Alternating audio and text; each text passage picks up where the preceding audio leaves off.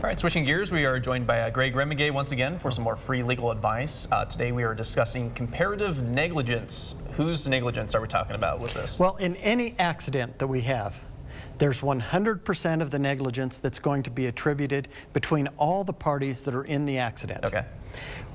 The jury is going to be asked to compare and try to calculate for each person what their share of the negligence is.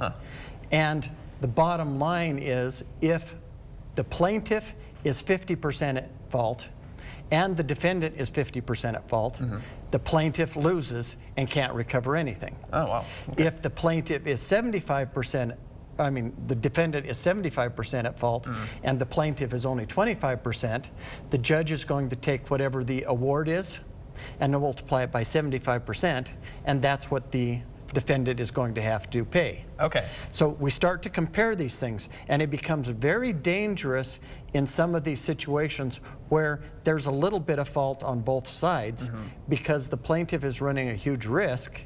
If it's 50-50, they lose everything. Interesting. So that's going to be one of the defense's strategies on all these types of cases. Yeah. They are going to look at what the plaintiff did and try to compare it to what the defendant did and try to build up the plaintiff's negligence, reducing the defendant's. For example, a slip and fall. They're going to start asking questions about what type of shoes were you wearing? Were you wearing appropriate shoes for that situation, or did the shoes that you were wearing contribute to the harm? Sure. In a car crash, did you see the other person approaching the intersection and you knew he wasn't going to stop, but you didn't react? So did you contribute anything to the cause of this accident?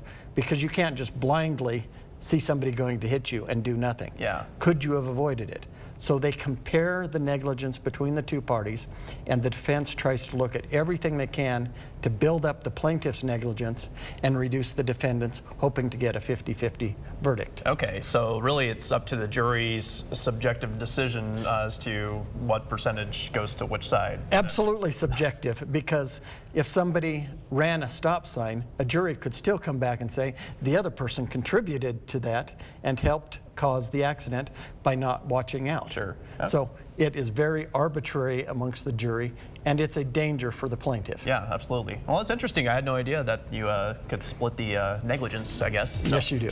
All right, very interesting. Thanks so much, Greg. If you want to get in contact with Greg, you can reach him at that phone number right there on your screen, and we will have your full forecast coming up right after the break. If you want Greg to answer one of your legal questions, visit KREXTV.com, click on Live in the Studio, and submit your question on the right side of the screen. Watch Greg's segment every Wednesday on News Channel 5 at noon.